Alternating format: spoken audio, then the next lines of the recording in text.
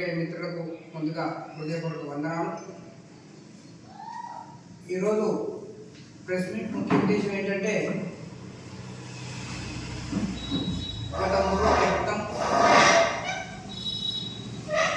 మన ఎమ్మెల్సీ గారు శ్రీ పీర్మార్ మల్లన్న గారు రాజ్యాధికార పార్టీ స్థాపించుకొని ముందుగా కాంగ్రెస్ పార్టీ మొత్తం అధినాయకత్వంతో సహా ప్రధానంగా మా బీర్ వైరయ్య గారి యొక్క పూర్తి సహాయ సహకారాలు, అదేవిధంగా ఆర్థిక సహాయం కూడా పొంది మా అందరి శ్రమను కూడా దోచుకొని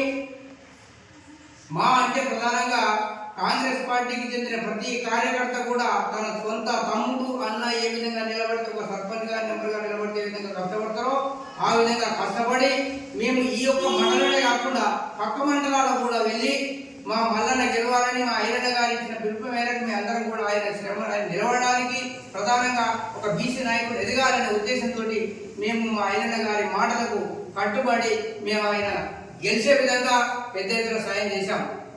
కానీ గత 3 రోజుల క్రితం మల్లన్న గారు తన ఇష్టరీతిగా మాట్లాడుతూ కాంగ్రెస్ పార్టీని వీడుతా అని కాంగ్రెస్ పార్టీ ఏదో తల్లిపాలలాగి ఏదో చేసినట్టుగా ఆయన కూర్చునే చెట్టును నరుక్కున్నట్టుగా ఏదైతే గెలిచిండో మమ్మల్ని విమర్శిస్తూ మా పార్టీని తీవ్ర స్థాయిలో దుర్భాషలాడి పార్టీ నుంచి వైదొలిగి ఇప్పుడు తానే సొంతంగా రాజ్యాధికార పార్టీ బీసీలో పెట్టుకొని ఆయనకు నియంత్రణగా పాలించుకుంటూ సంతోషం.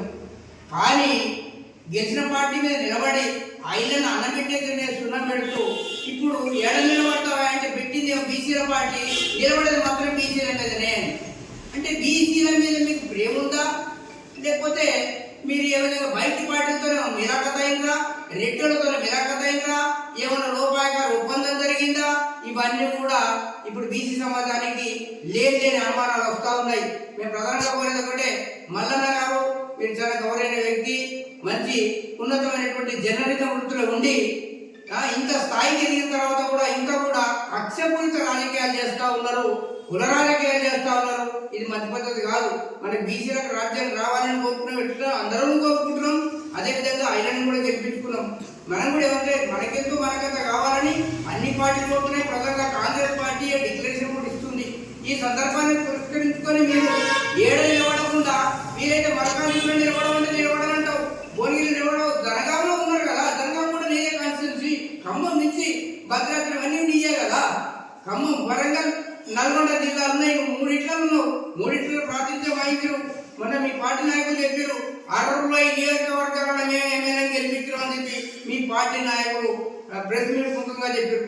60 మందిని గెలిపించే సత్తా ఉన్న నువ్వు ఈ ప్రాంతంలో ఆలేరని ఐలన్న మీద ఎందుకు కక్ష పెట్టినావు అంటే నువ్వు బీసీకి ద్రోహివా, బీసీ సమాజం నిలబెట్టే నాయకుమా అని నాకు సందేహం వస్తూ ఉన్నది. కాబట్టి మేము ఇప్పటికైనా కోరేది ఒకటే, మీరు చిత్తశుద్ధి ఉంటే దయచేసి మా ఐలన్నగా అంతర్వ్యాఖ్యలు చేయకండి, మీరు నిలబడండి. అది మీ విద్యతకే వదిలేస్తున్నాం. ఎందుకంటే ప్రతి చిన్న విషయాన్ని కూడా ఇప్పుడు మీరంతా గమనిస్తే చిన్న విషయాన్ని కూడా పూర్తి చూసే విధంగా కాకుండా ప్రతి చిన్న విషయం తన సొంత కుటుంబంలో జరిగినట్టుగా మేఘాల మీద నిద్ర లేకుండా రాత్రి 10 గంటలకి ఆపద వచ్చినా అయినా ఇబ్బంది ఉంది అంటే ఎమ్మడే వచ్చేటువంటి వ్యక్తి మీద నువ్వు కక్షలు పెంచుకొని ఏ విధంగా నువ్వు నేను నిలబడతా అని చెప్పినావు ముందు సమాధానం చెప్పు. ఇప్పటికీ మళ్ళీ కోరేది ఒకటే, నువ్వు రివ్యూ చేసుకో.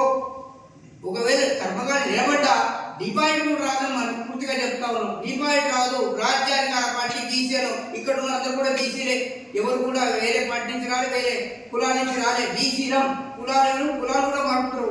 కుల వర్గీకరణ అవసరం లేదు. బీసీ వర్గీకరణ అంటే బీసీలుగా కూడా అందరూ బీసీలో వెళ్ళాక ఉన్నా కూడా ఎవరి రిజర్వేషన్ ప్రకారం వచ్చిందంటే నిలబడతారు. బీసీలు అందరూ వేరే దగ్గర నిలబడతా అంటే సంతోషపడేవాళ్ళం.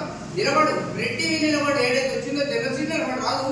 బీసీ రాజ్యాధికార పార్టీ అన్నావు కదా, కాంగ్రెస్ పార్టీ డిక్లరేషన్ చేసి ఆ డిక్లరేషన్ ప్రకారం ఉన్నదాన్ని నువ్వు పాటిస్తావా, నీ సొంత ఏజెండా పాటిస్తావా తెలుసుకోవాలని కోరుకుంటూ ఇకనైనా మా ఐలన్నగా అంతవరకు చేయకు. అదేవిధంగా వివిధ కుల సంఘాలను కూడా చిత్తులు పెట్టి గ్రామాలను కూడా నీ ద్వారా నేర్చుకొని కలహాలు వస్తున్నాయి. దయచేసి రెడ్డిలు లేరు, ఈడ బ్రాహ్మణులు లేరు, ఈడ బలిసినటువంటి కోటలు కూడా లేరు. అందరూ కూడా కాపరు చిన్న చిన్న పనులు చేస్తున్నటువంటి వ్యవసాయదారులు, కూలికి నాలిపోయేటువంటి రైతులు రెడ్డిలు ఉన్నారు. వాళ్ళకు కూడా సామాజిక పనులు ఏర్పాటు చేసి మన గ్రూపులు కట్టించి నీ పాపం కట్టుకోవడం చేస్తున్నటువంటి చర్య.